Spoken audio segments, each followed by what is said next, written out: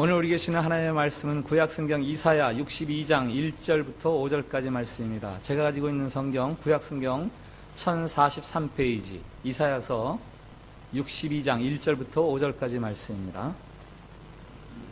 구약성경 1043페이지 이사야서 62장 1절부터 5절까지 말씀 봉독할 때에 살아계신 우리 하나님의 음성으로 들으시기 바랍니다.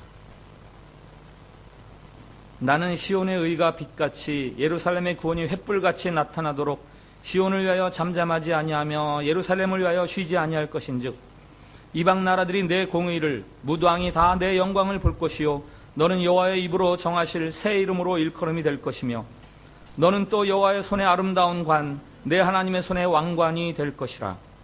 다시는 너를 버림받은 자라 부르지 아니하며 다시는 내 땅을 황무지라 부르지 아니하고 오직 너를 헵시바라 하며 내 땅을 뷸라라 하리니 이는 여호와께서 너를 기뻐하실 것이며 내 땅이 결혼한 것처럼 될 것임이라.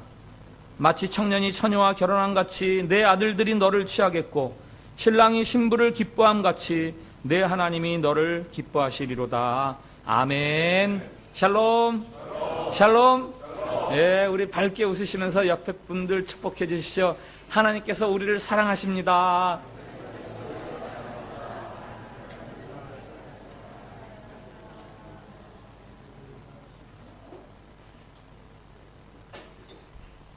얼마 전에 우리 교회 학교 유치부 학생 하나를 제 사무실 앞에서 만났는데 대뜸 저를 보자마자 이렇게 물었습니다. 목사님, 하나님은 어떻게 생기셨어요? 여러분들이 그런 질문 받으면 어떻게 하시겠어요? 제가 솔직하게 대답했습니다. 미안하다. 나도 하나님을 본 적이 없어가지고 하나님 어떻게 생겼는지 모르겠는데 너 혹시 하나님 보게 되면 나한테 하나님 어떻게 생겼는지 꼭 얘기해줘. 내가 혹시 너보다 먼저 보게 되면 나도 꼭 얘기해줄게. 그랬어요. 이렇게 저를 잘 못 만나다가 저를 만나자마자 대뜸 질문하는 거로 봐서 유치부 고 학생들이 하나님 어떻게 생겼을까 되게 궁금해하는 나이인 것 같아요. 혹시 여러분들 중에서 하나님이 어떻게 생겼는가 궁금하신 분 안 계십니까? 네.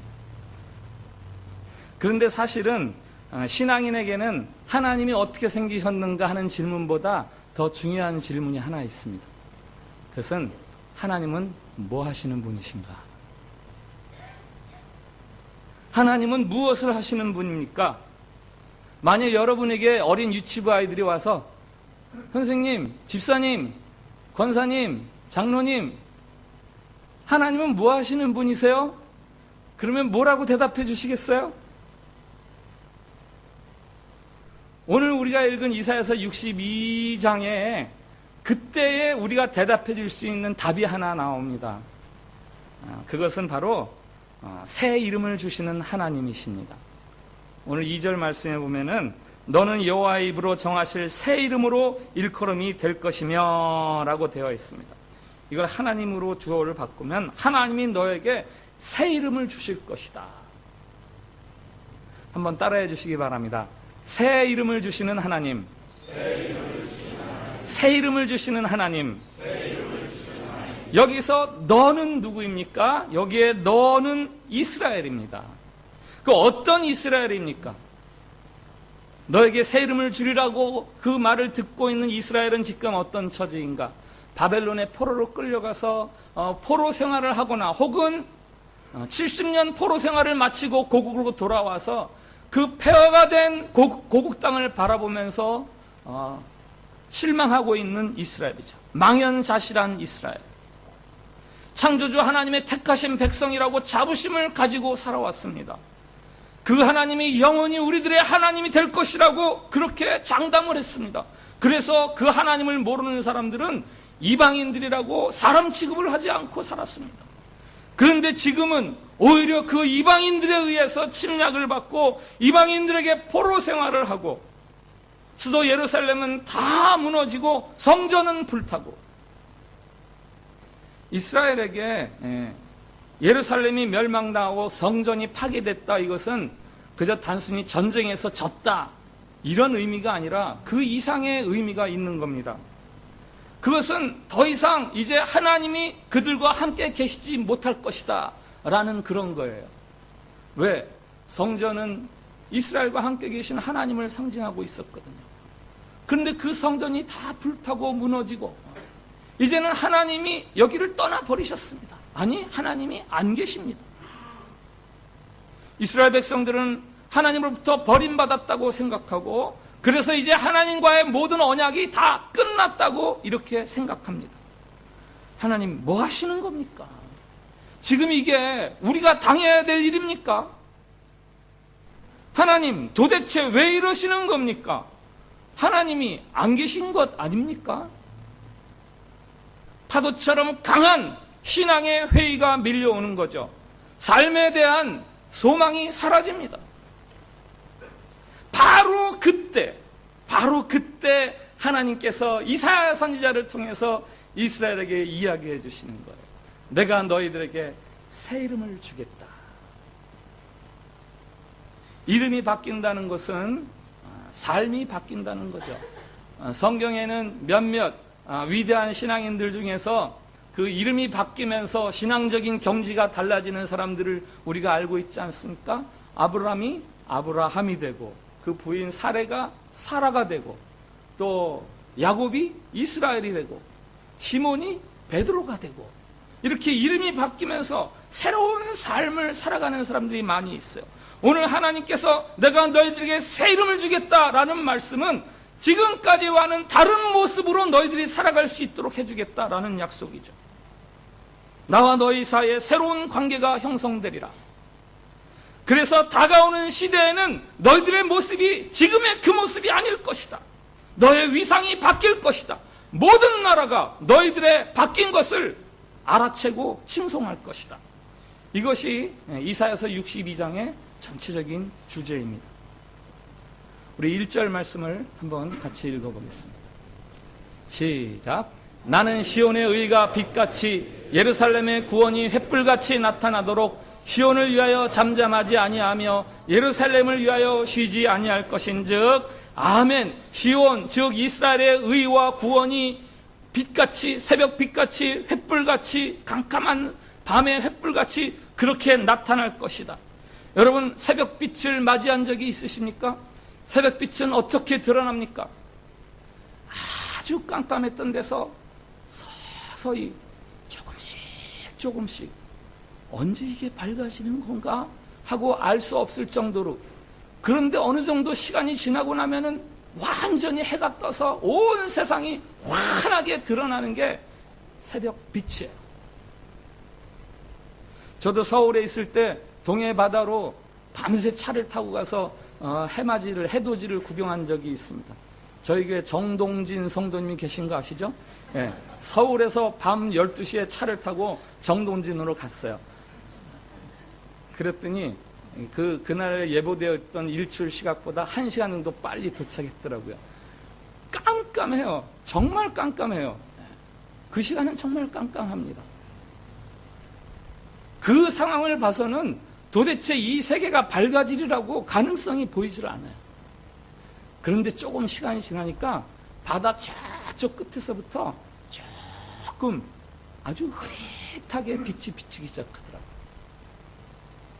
그거를 뚫어지게 쳐다보고 있으니까 그 빛이 조금씩 커지면서 조금씩 붉은 기운을 뜨면서 나중에는 해가 머리를 둥그렇게, 우리 교회 모 집사님 머리 같은 게 이렇게 조금씩 떠올라 오르더라고요. 빨갛게.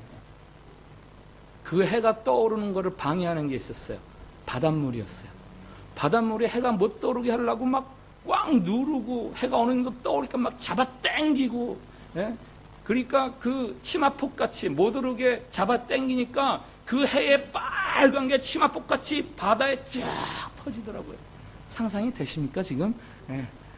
막 바닷물이 못 떠오르게. 그런데요, 떠오르는 해는 막을 수가 없다고요. 나중에는 뚝 소리가 나면서 바다에서 갑자기 탁 해가 떠올라요. 예. 보신 분들은 내가 무슨 얘기를 하는지 지금 아실 거예요. 예. 갑자기 바다에서 팍 떨어져요. 그러면서 해가 이렇게 뜨는 게 아니라 이만큼 올라와 있어요. 어느새 세상은 환해졌어요. 바로 몇 시간 전에 그 깜깜했던 거하고는 전혀 다른 세상이 내 앞에 펼쳐져 있더라고요. 캄캄한 산속에서의 횃불은 혹시 여러분들이 경험해 보셨습니까? 깜깜한 숲속에서 사람들이 야 너무 깜깜하다, 누가 누군지 못 알아보겠다, 그래서 회를 만들어서 거기에 불을 탁 해서요 촥 들면 눈부셔. 갑자기 불이 확 눈부셔서 눈을 못 뜰 정도로, 그렇게 예루살렘의 의와 구원이 이스라엘에게 임할 것이다.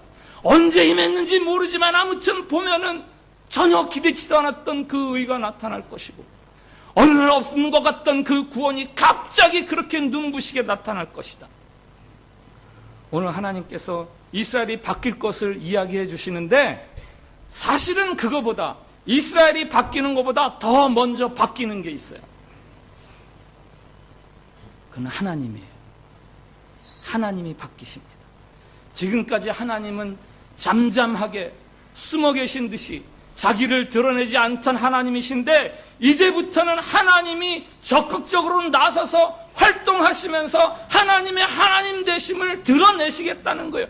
그래서 이스라엘에게 새 이름이 주어질 것이다. 오늘 1절을 히브리 어순을 따라서 직역을 하면 이렇게 번역할 수 있어요. 62편이 시작되자마자 이렇게 되는 거예요. 시온을 위하여 나 잠잠하지 않으리, 예루살렘을 위하여 나 쉬지 않으리. 그의 공의가 빛같이, 그의 구원이 불붙는 횃불같이 나타날 때까지. 노래가 시작되자마자 하나님이 대뜸 이야기하십니다. 나 이제 가만히 안 있을 거야. 나 잠잠하지 않을 거야. 2절 말씀 보겠습니다.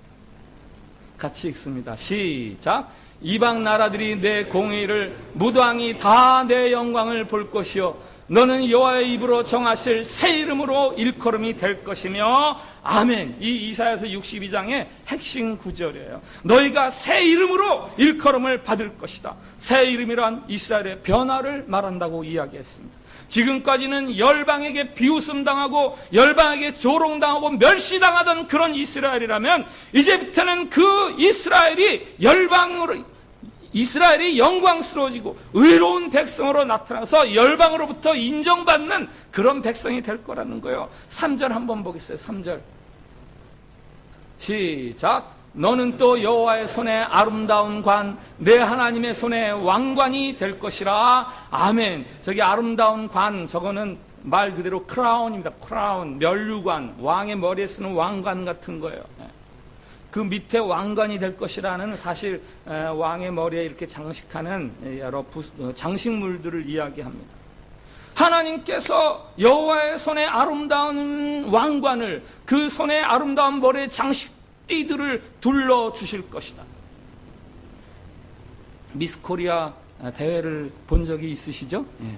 저도 본 적이 있습니다. 뭐 여러 가지가 다 감동적이고 아름답지만, 특별히 이렇게 딱 가슴에 와닿는 장면이 지금도 하나 있는데, 그것은 이제 미스 코리아 진이 선발되고 나서 그 전년도 미스 코리아 진이 마지막 행진을 쫙 해서 이제 그 새로 뽑힌 진 앞에서 자기 왕관을 벗어서 새로 뽑힌 사람에게 이렇게 그를 벗어서 씌워주는데, 거기 이렇게 벗겨지기 쉽게 여기만 이렇게 걸치게 돼 있더라고요. 그래서 그걸 벗어서 그거 안 떨어지게 하려고 얼마나 세심하게 이렇게 해서 씌워주는지. 제가 이 말씀을 읽으면서 그 영상이 이렇게 떠오르는 거예요. 하나님의 손에 면류관이 씌어 있습니다. 슬로우 비디오로 하면은 그 면류관이 하나님의 손에 의해서 이렇게 움직여져서 오늘 이스라엘, 예루살렘, 시온 그 머리에 이렇게 씌워주시는 거예요. 그 다음의 모습은 어떤 것인지는 여러분들이 상상하세요. 4절 한번 읽겠습니다. 시작. 다시는 너를 버림받은 자라 부르지 아니하며 다시는 내 땅을 황무지라 부르지 아니하고 오직 너를 헵시바라 하며 내 땅을 뷸라라 하리니 이는 여호와께서 너를 기뻐하실 것이며 내 땅이 결혼한 것처럼 될 것임이라. 아멘. 예루살렘의 옛날 이름과 새 이름이 2개씩 나옵니다. 옛날 이름 첫 번째 버림받은 자, 새 이름의 첫 번째 헵시바. 이 헵시바는 무슨 뜻이냐? 나의 기쁨이 너에게 있다라는 그런 여성 명사예요. 그러니까 하나님의 기쁨이 너에게 있다라는 거예요. 그전에는 버림받은 여자였어요. 너 별로 내가 좋아하지 않아. 그런데 이제는 너가 나의 기쁨이 되는구나. 내가 너를 보니 기뻐지는구나. 라는 그런 여인으로 바뀐다는 거예요. 그 옛 이름 두 번째는 황무지입니다. 황무지는 소실이 없는 거예요. 생명이 결실이 없는 거예요. 그런데 두 번째 이름은 뭐예요? 뷸라라. 뷸라는 결혼한 여인이란 뜻입니다. 결혼한 여인은 아이를 낳을 수 있으니까, 생명을 잉태할 수 있으니까, 그전에는 생명이 없었다면 이제는 생명을 얻게 될 거야. 그래서 여기 기쁨과 결혼, 생명이 오늘 이스라엘에게 주시는 새로운 이름의 핵심적인 이미지예요. 기쁨과 생명. 하나님이 주시는 이스라엘의 새 이름은 바로 기쁨과 생명입니다. 지금까지는 기쁨이 없었지만 이제는 기쁨이 넘쳐날 겁니다. 지금까지는 기쁨의 대상이 되지 못했지만 이제부터는 기쁨을 주는 사람이 될 것입니다. 지금까지는 풍성한 곡식 열매들이 없었어요. 그러나 이제는 넘치는 생명력이 이스라엘에게 주어질 것입니다. 한번 따라해 주세요. 버림받은 자에게 기쁨이, 황무지의 생명이, 한 번 더, 버림받은 자에게 기쁨이, 황무지의 생명이. 그러면서 5절은 이 4절에 대한 부연 설명절입니다. 5절 같이 읽습니다. 시작. 마치 청년이 처녀와 결혼한 같이 내 아들들이 너를 취하겠고 신랑이 신부를 기뻐한 같이 내 하나님이 너를 기뻐하시리니. 아멘. 예. 청년이 처녀와 결혼한 같이 내 아들들이 너를 취하겠고. 그러니까 약간 좀 난해한 구절입니다. 아들하고 결혼한단 말인가? 그게 말이 되나? 근데 여기 아들들이라는 말의 어원은 빌더예요. 빌더. 짓는 사람, 세우는 사람. 그래서 이거를 좀 쉽게 번역을 하면 너를 지으시니가 너를 취하겠고 너를 지으신 분이 너와 결혼하겠고, 이런 뜻입니다. 신랑이 신부를 기뻐한 같이 내 하나님이 너를 기뻐하시리라. 기쁨이 강조되는 거죠. 신부만 기뻐하는 게 아니에요. 하나님이 기뻐하시는 거예요. 이제는 이스라엘만 기뻐하는 일이 생기는 게 아니라 하나님이 이스라엘을 보고 기뻐하시는 겁니다. 지금까지는 하나님도 잠잠히 계시느라고 얼마나 답답하고 얼마나 지루했는지 몰라요. 좀이 쑤시고 답답해서 안절부절 못하는 시간들이었어요. 지금까지는 하나님에게도. 저는 결혼하기 3개월쯤 전에 결혼 날짜를 잡았습니다. 결혼 날짜 딱 잡으니까요, 그때부터 왜 그렇게 날이 안 가는지. 저에게는 군대 제대를 기다리던 시간하고 결혼을 기다리던 그 시간하고 참 지루했던 시간이에요. 그 중에서 하나는 뭐 그렇게 지루하지 않아도 됐는데 지금 와보니까 그렇게 기다렸어요. 뭐 제대하는 날짜가 그렇게 뭐 기다릴 만한 일입니까? 결혼은 기다릴 만해요.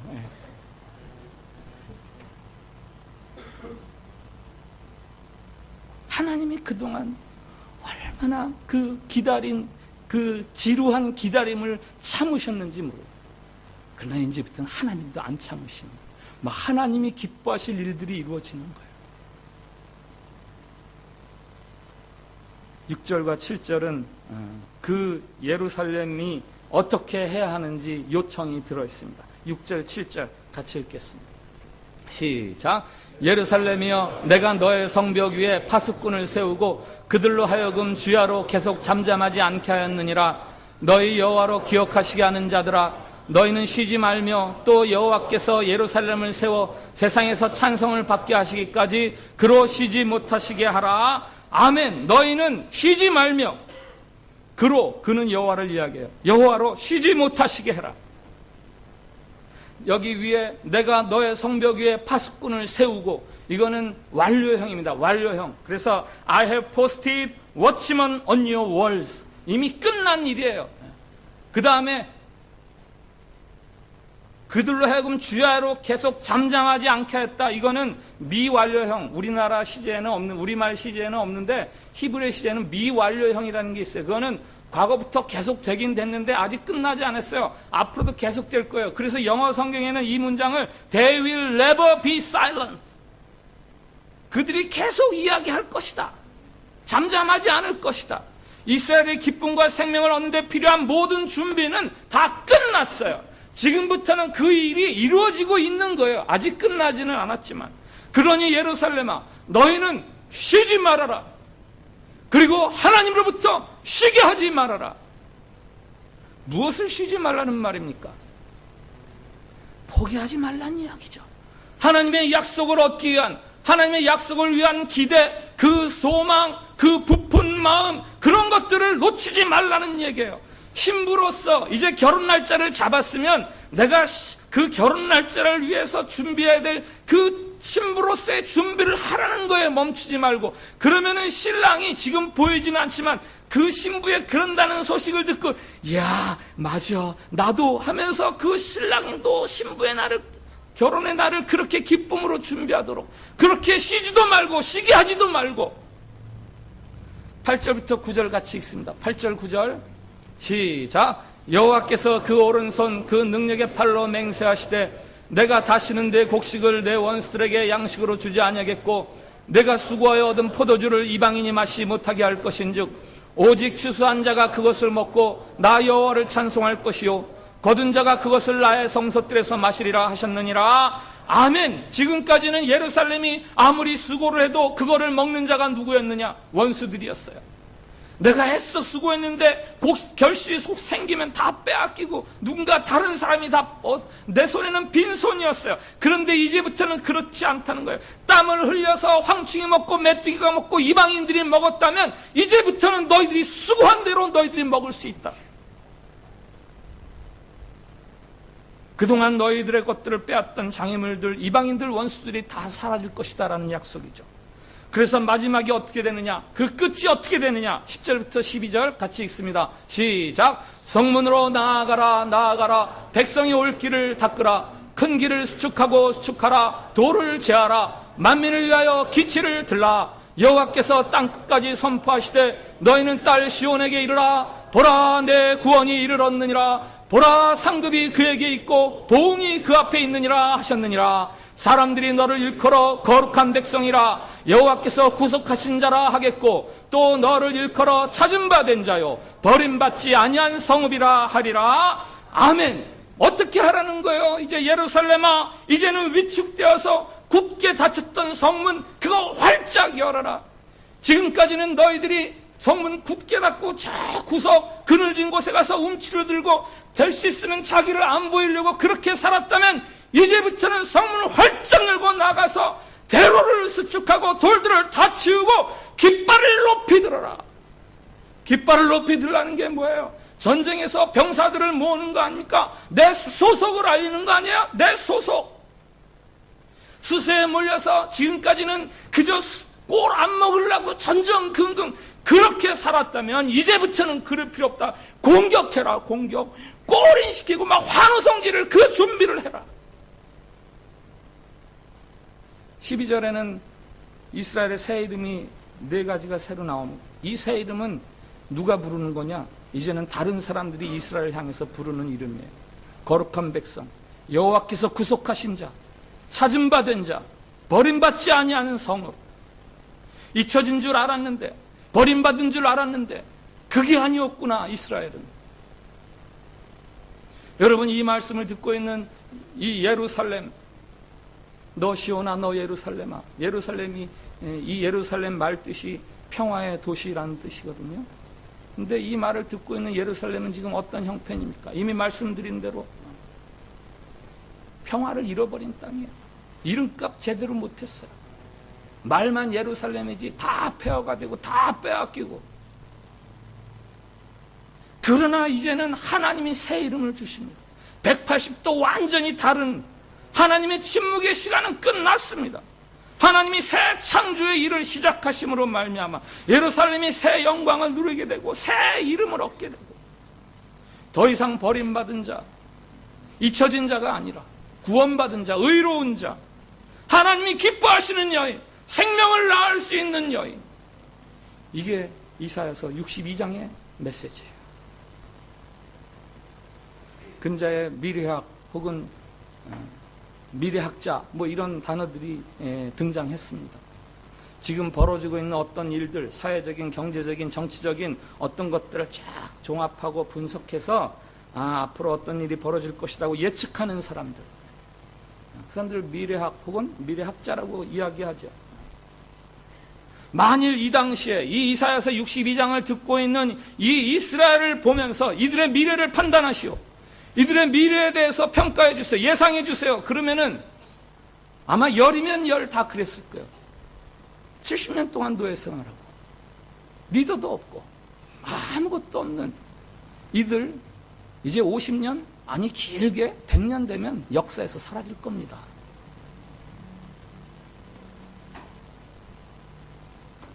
그러나 성경은 그 같은 예측 말고 우리가 예측하는 데 또 하나 근거로 삼아야 될 것이 있는데, 그것은 바로 하나님의 약속이라는 거죠.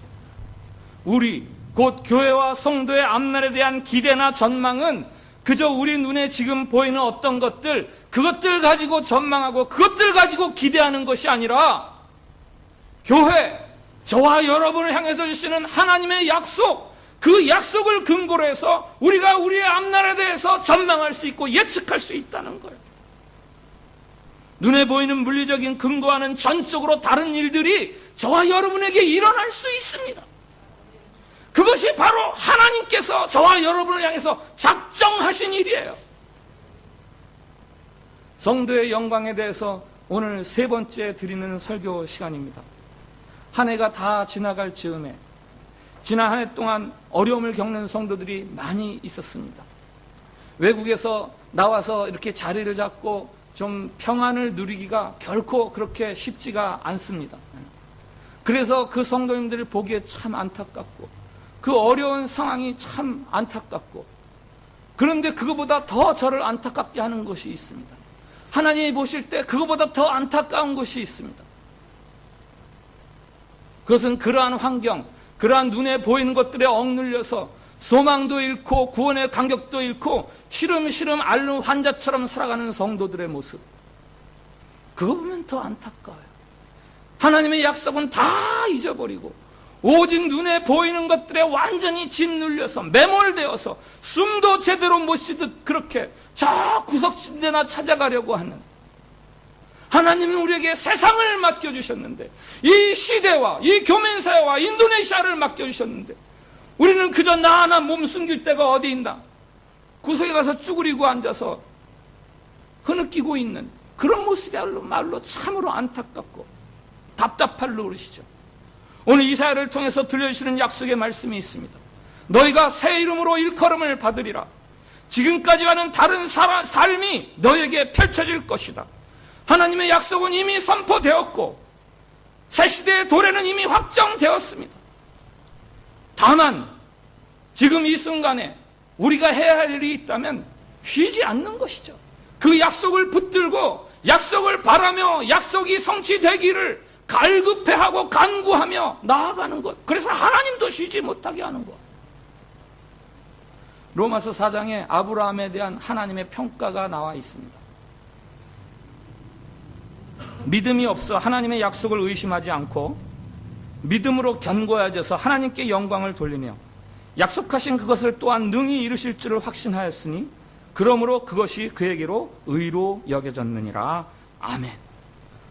아시겠지만 아브라함은 전혀 기대할 수 없는, 하나님의 약속이라고는 전혀 성취될 가능성이 없는 그런 상황에서 믿음이 없어서 그것을 의심하지 않고 그 상황에서도 하나님의 하나님 되심을 딱 믿고 바람으로 그게 그의 의가 되었다, 그게 그 약속의 성취가 되었다라는 말씀입니다. 여러분, 믿음이란 그저 나를 어떤 한 가지 생각으로 최면을 걸어서 다른 생각을 못하게 하는 그걸 믿음이라고 이야기하지 않아요. 믿음은 어떤 사실에 대한 확신이 아니라 성경에서 말하는 믿음은 그 믿음의 대상되는 분의 성품, 그것에 대해서 신뢰하는 걸 믿음이라고 이야기하는 거예요. 다른 말로 하면 하나님에 대한 성품, 하나님이 주실 어떤 것에 대한 확신이 아니라 그것을 약속하신 그 하나님에 대한 확신, 그것 때문에 흔들리지 않고 나아가는 것이 믿음이에요. 지금은 교회력으로 대강절 둘째 주간입니다.